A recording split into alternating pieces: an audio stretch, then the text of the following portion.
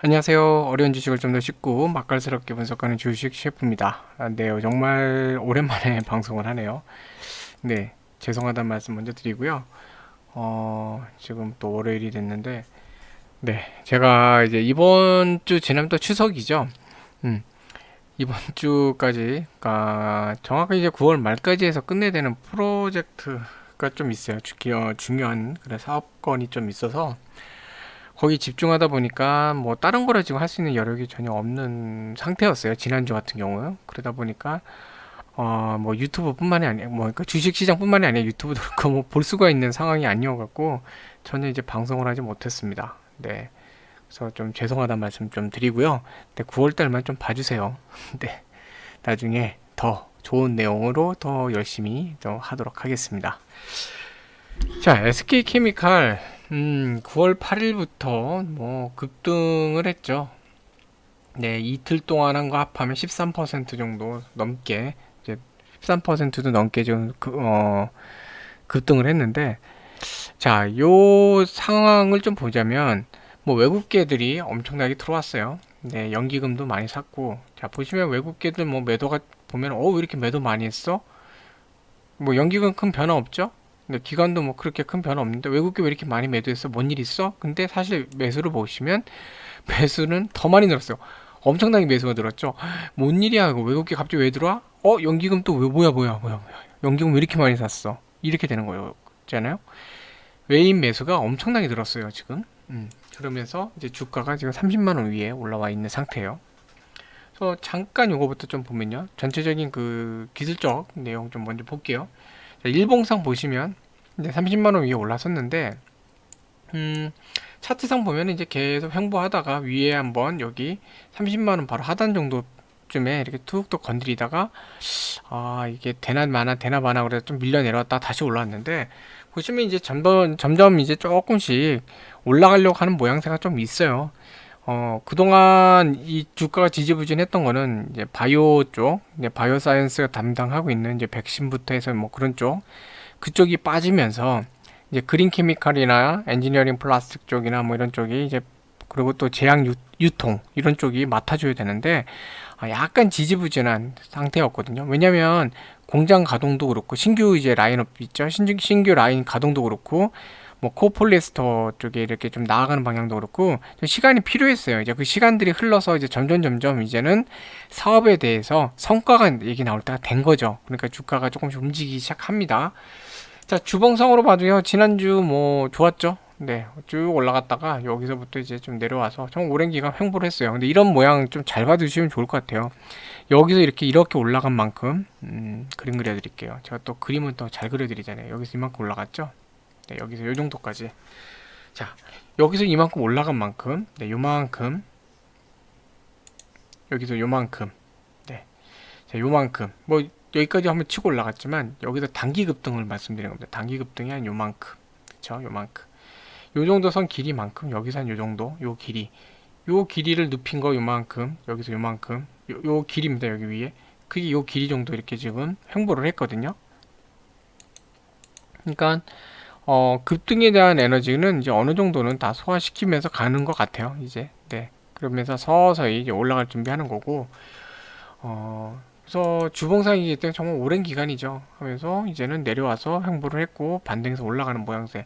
그리고 월봉상으로 봐도요. 이제는 단기 급등 후에 조정을 받다가 한번 다시 이제 상승을 하기 위해서 이 봉의 중간까지 정도 거의 올라가려고 하고 있죠. 이제 한 중간까지 가는 게 먼저 중요해요. 32만 원. 네. 1차 목표가 32만 원이라고 보시면 돼요. 그 정도 이렇게 좀 가는 게 중요한데 자, 지금 조금씩 이제 올라왔고 중요한 건 이제 여기서 30만 원을 어떻게든지 이제 버텨내야 돼요. 30만 원. 네. 여기서 이렇게 또 밀리면 안 됩니다. 보시면 이런 식으로 했는데 이게 일봉입니다. 하나, 둘, 셋, 넷, 다섯. 5일 동안 어떻게 뭐 해보자 버티기 작업을 했는데 밀렸는데 이때 모양하고 다른 거는 급등을 하고 나서 긴 머리 네, 긴 머리하고 하루 정도 버티다가 밀렸다가 다시 반등했다 떨어지는 전형적인 급등 후 하락 형태면 얘는 올라온 다음에 승고르기 형태로 지금 차트가 조금 바뀌었어요. 그러니까 여기서 뭐 버텨내기만 하면 1차 목표 이제 32만 원 향해서 조금씩 이제 올라가는 모습으로 나오지 않을까 하는 생각이 들어요. 네. 자, 그러면서 여기서 또 하나 이제 소식이 나왔는데, 자, 행동주의 펀드, 행동주의 펀드 얘기가 나옵니다. 싱가포르 계열의 전 세계 글로벌하게 뭐 행동주의 펀드는 많아요. 그 현대차도 그렇고 삼성전자 이런 데에다가 삼성을 압박을 했던 엘리엇 이런 데도 그렇고요. 다 행동주의 펀드거든요. 근데 행동주의 펀드 중에 하나인 매트리카 파트너스 싱가포르 쪽인데요. 여기에서 한마디로 주주 권리, 그러니까 주주의 가치를 좀 제고해라. 요구하는 건 그겁니다. SK 바이오사이언스가 분할되면서 SK 케미칼이 약간 지주사 형태로 이렇게 보여지니까 자회사가 있고 위에 지주사 이런 모여있는 형태를 하면서 주가가 지금 기본 가치에 비해서 많이 하락한 상태다. 너무 저평가다. 그러니까 지금 현재 그 SK 케미칼이 갖고 있는 SK 바이오사이언스 지분이 68.43% 정도 돼요. 68.43%. 자, 요거를 다 갖고 있을 필요 없고 과반수 이상이면 의사결정에 문제가 안 되니까 한 18% 정도는 팔아라. 자, 요걸로 해서 보여드릴게요. 자, 마치 뉴스가 있네요. 요걸로 보여드리는 게 더 나을 것 같아요. 숫자가 보이니까. 자, 여기 68.43% 이거를 다 갖고 있을 필요가 없으니까, 네, 그러니까 한 18.3%를 팔아서 한 4조 2천억 정도를 벌면 이거를 주주들에게 배당을 해라. 주당 35만 7천 원의 특별 배당금을 해라.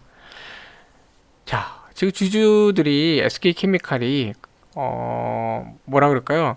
약간 지배구조에 대한 거, 승계 관련된 거, 이런 지분 작업을 하는 건지 좀 약간 의심이 좀 되는 부분이 좀 있긴 해요. 근데 어쨌든 주주들이 바라는 거에 비해서 주가가 너무 내려가 있잖아요, 지금요. 이런 상태에서 회사 자체에서도 주가에 대해서 별로 책임 있는 모습을 안 보이다 보니까 이제 행동주의 펀드가 나서서 니네 지금 니네들은 SK 바이오사이언스를 상장하면서 현금을 챙겼으면서 주가에 대해서는 부양을 안 해? 하고 이제 나선 거예요. 그러니까 지금 뭐 쓸데없이 지분 많이 갖고 있지 말고 어차피 자회사 관리하는데 의사결정이 중요하다. 그러면 50.1% 뭐 넘어가면은 이제 과반이니까 그것만 갖고 있고 나머지 18.3%는 리던던시, 그러니까 뭐 잉여죠, 잉여. 필요 없는 거니까 이런 거는 그냥 팔아버리고 그러면 현금이 생기니까 그걸 주주한테 할당해. 니들은 그럴 책임이 있어. 이러는 거예요. 물론 여기서는 이제 배당금을 요구했지만 협의에 따라 이게 자사주 매입 형태로 갈 수도 있어요. 네. 웃기는 얘기지만 SK 바이오사이언스에서 지분을 팔고 그 돈으로 SK 케미칼의 자사주 매입 형태로 해서 주가 부양하는 형태로 갈 수도 있긴 해요. 근데 뭐 주주 입장에서는 사실은 배당이 좋죠. 왜냐면 배당은 확정된 돈이 들어오는 거니까 자사주 매입을 한다고 해서 꼭 주가가 올라가는 건 아닌데 이건 돈을 버는 거니까. 그래서 이런 이제 주장이 나오는 겁니다. 자, 그러면 이제 행동주의 펀드라는 게 이제 나왔으니까 잠깐만 말씀드리면 행동주의 펀드는요, 일반 펀드하고 다르게 보통 펀드는 뭐 예를 들어서 무슨 뭐 우리나라 증권사 펀드든 어디 뭐 자산운용사 펀드든 연기금이 요즘 좀 바뀌긴 했지만 예전에 연기금 이런 경우에는 회사의 경영이나 회사의 사업에는 관여를 안 해요. 그냥 투자만 하고 주주로서 그냥 투자만 하고 그러고 있어요. 별로 경영권이나 이런 데 운영에 관여를 안 하는데 스튜어드십이라 그러죠. 최근 들어서 한국도 기관 투자잖아. 연기금. 특히 연기금은 자신이 투자한 회사에 대해서 책임감 있는 모습을 보여야 된다. 그래서 경영권에 대해서 일부 주주총회나 이런 데서 좀 적극적으로 의사를 비치는, 네, 의사결정을 하는 그런 모습도 보이면서 회사의 어떤 발전을 위해서 좀 목소리를 내는 걸로 많이 바뀌고 있어요. 근데 행동주의 펀드는요, 거기서 더 나아가서 회사 경영 전반에 대해서 막 간섭을 합니다. 예를 들어, 야, 니네 이런 사업이 있는데 왜 주저해? 왜 안 해? 빨리 해. 야, 니네 지금 이 사업에 대해서는 저쪽으로 합병해서 해. 그럼 더 잘 될 거 아니야? 뭐 이런 식으로 경영에 간섭을 해요. 그래서 좀 심하게 간섭하는 경우에는 기업 경영을 좀 너무, 그러니까 아무래도 펀드 운영사들은 큰 그림의 공부는 했지만 그 기업에 속속히 다는 건 아니잖아요. 그러다 보니까 또 과도한 간섭이 오히려 기업의 경영을 방해하는 경우도 있긴 합니다. 하지만 행동주의 펀드라는 건 기본적으로 수익을 내는 걸 목표로 하는 데이기 때문에 기업이 어떤 돈 버는 데 있어서 잘못하는 부분이 있거나 또는 되게 방관하게 운영하는 게 있으면 따끔하게 얘기도 하고 간섭을 하는 그런 모습을 보입니다. 그래서 삼성전자 같은 경우에도 엘리엇이 관여를 하면서 그때 예전에 주가가 많이 올라갔었거든요. 왜냐하면 기업이 더 잘 되게 하는 거고 주주들한테도 뭔가 이익을 주게 하고, 행동주의 펀드는 기본적으로 주주들한테 이익 제공을 하는 거예요. 그러니까 일반 펀드하고 다른 거는 일반 펀드는 그 기업이 미래에 발전하겠다. 미래의 가치에 대해서 난 투자할래. 그래서 성장할 만한 기업에 대해서 돈을 투자하고 기업이 성장을 잘해서 주가가 올라가면 그 돈으로 이제 수익을 내는 겁니다. 그래서 어떻게 보면은 기업을 잘 골라내는 게 중요해요. 중요하고 그 다음에 그 기업이 잘 가는지 관찰하는 게 중요합니다. 관찰. 근데 행동주의 펀드는요, 물론 좋은 기업을 선택을 하지만 그 기업이 발전할 수 있도록 개입을 하는 거예요. 그게 차이예요. 경영권 개입을 해서 실질적으로 이렇게 해라 저렇게 해라. 여기도 마찬가지예요. 지분 팔어 이런 식으로 하는 겁니다. 현재 뭐 파악된 걸로는 이제 메트리카 파트너스의 지분은 뭐 5% 미만이라고 그래요. 아직은. 네. 지금 5% 미만인데 뭐 5% 미만이니까 뭐 아주 의사결정에 있어서 혼자 단독을 할 수 있는 건 없어요. 근데 다른 사례를 봐도 그래도 5% 조금 안 되는 정도라도 규모가 있거든요. 이런 데서 자꾸 이런 얘기를 하면 기관 투자자들도 여기다 합심할 수 있어요. 저 최근에 연기금도 매수했잖아요. 그러면 SK케미칼 주총이나 또는 SK케미칼 이사회에 가서 주가 부양해. 주가 왜 안 올라가? 니네도 주가에 대해서 책임을 져. 이렇게 나올 수도 있는 거예요. 네. 아니면 배당금 늘려 이렇게 압박할 수 있죠. 그래서 주가가 올라가게 압박한다. 그리고 배당금을 내도록 많이 올리도록 압박한다. 이런 면에서는 주주 입장에서는 좋을 수는 있어요. 대신 또 너무 무리하게 하게 되면 기업이 중요한 시기에 또 이런 요청 때문에 써야 될 때 돈을 못 쓰고 또 딴 데 쓰게 되고 이러면서 기업이 발전하는데 주춤할 수도 있어요. 그래서 단점도 있어요. 이걸 잘 조율해 나가야 되는 건데 아무튼 좀 지켜볼 필요는 있습니다. 행동주의 펀드가 들어왔다고 무조건 좋은 거다? 그건 아니에요. 네, 뭐 어쨌든 주주들의 입장을 대변하는 큰 조직이 나왔다. 이런 면에서는 긍정적이다. 네, 볼 수 있어요. 그럼 지금부터 뭘 봐야 되냐? 자, 이제부터는 매트리카 파트너스가 앞에 나왔으니까 행동주의 펀드는 한번 말을 하면서 나서면요, 계속해서 하는 경향이 있어요. 자기들의 원하는 바를 관찰할 때까지. 그러니까 꼭 100% 자기가 원하는 대로 안 된다 그래도 어느 정도 조율을 하는 있더라도 뭔가 결과물을 얻을 때까지 계속 행동을 합니다. 삼성전자를 상대했던 엘리엇도요, 자기들 원하는 대로 됐던 건 아니에요. 근데 어쨌든 삼성전자가 어느 정도 좀 이렇게 협의안을 내놓고 거기에 대해서 약속을 하기도 했거든요. 그런 것처럼 SK케미칼도 뭔가 결과가 나올 때까지 이 매트리카 파트너스가 계속 행동을 할 거고, 이 행동주의 펀드가 움직이면요, 다른 행동주의 펀드나 기관 투자자도 같이 연합해서 할 수도 있고 아니면 독자적으로 할 수도 있고 계속 움직일 수 있어요. 그렇기 때문에 당장은 어쨌든 긍정적인 모습으로 좀 볼 수 있을 것 같다라는 생각이 들고요. 두 번째 중요한 거는요, 그래서 얘네들이 언제까지 하느냐 이걸 지켜보셔야 돼요. 만약에 우리는 이 정도면 됐다, 또는 더 이상 뭐 대화가 안 돼서 우리는 이제 SK케미칼을 포기하겠다, 혹시 이런 유형의 얘기가 나오면요, 저 지분만큼의 수량이요 매도물로 나올 수 있어요. 그때는 그런 얘기 나오는 것 같다 그러면 얼른 파셔야 돼요. 주가가 조정받을 수 있으니까. 네, 그렇게 좀 보시면 될 것 같고요. 어쨌든 뭐 당장은 좀 긍정적인 부분, 또 지금 전체적인 기술적인 추세도 상승을 위해서 좀 좋은 모습을 보이고 있고요. 그래서 저는 이런 생각도 좀 듭니다. 이 매트리카 파트너스나 이런 데가요, 이 행동주의들이 행동하기 전에 우선적으로 주식을 매입해서 지분을 확보하거든요. 그동안 외국계들도 그렇고 막 또 악랄하게 눌렀잖아요, SK케미칼을. 네, 좀 누른 경향이 좀 있어요. 연기금 때문에 저 40만 원대에서 추락하기도 했지만 그 다음에 반등할 때마다 외국계 매도가 나오면서 제가 전에도 말씀드렸지만 이 정도는 이 위치가 매도가 나올 때가 아닌데 뭐 이런 말씀 드린 적도 있는데, 어찌됐건 외인들의 매도로 좀 중요할 때마다 좀 못 가고 있었는데 그게 바로 이렇게 지분 확보를 위해서 누른 게 아니었나 하는 생각도 좀 드네요. 네.